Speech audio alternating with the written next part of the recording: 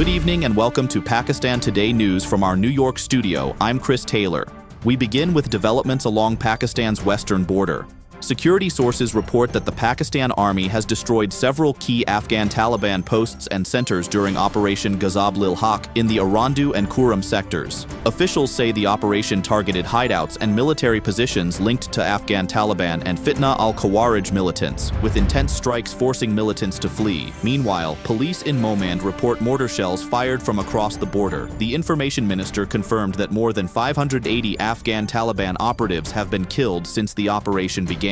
In international news, the United States has designated Afghanistan as a state sponsor of wrongful detention.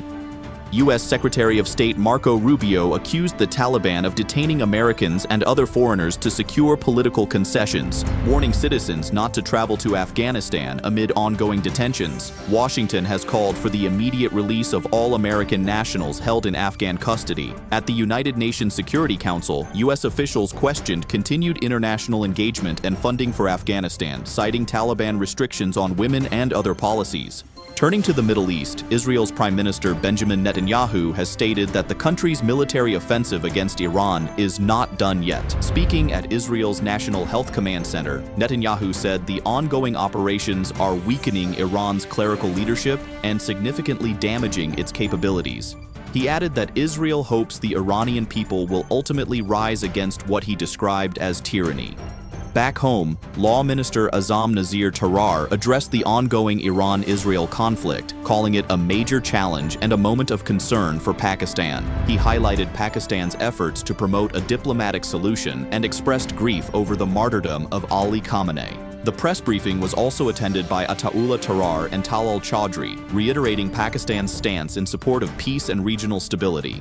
In a related development, Pakistan's Deputy Prime Minister and Foreign Minister Ishaq Dar held a telephone conversation with Bahrain's Foreign Minister Abdulatif bin Rashid Al Zayani to discuss the evolving Middle East situation. Dar reiterated Pakistan's call for de-escalation and stressed the importance of dialogue to maintain peace and stability. He also expressed solidarity with Bahrain, with both leaders agreeing on continued cooperation to promote regional peace. In global markets, oil prices fell sharply on Tuesday after surging above $119 a barrel. Brent crude dropped over 4%, with the U.S. benchmark WTI also down significantly, easing fears of long-term supply disruptions. U.S. President Donald Trump expressed optimism that the Middle East conflict could end sooner than expected, calming global markets. Discussions around easing Russian oil sanctions and potential emergency stockpile releases by the G7 further contributed to the decline. Despite this, Iran's Revolutionary Guards warned they could halt oil exports if attacks continue.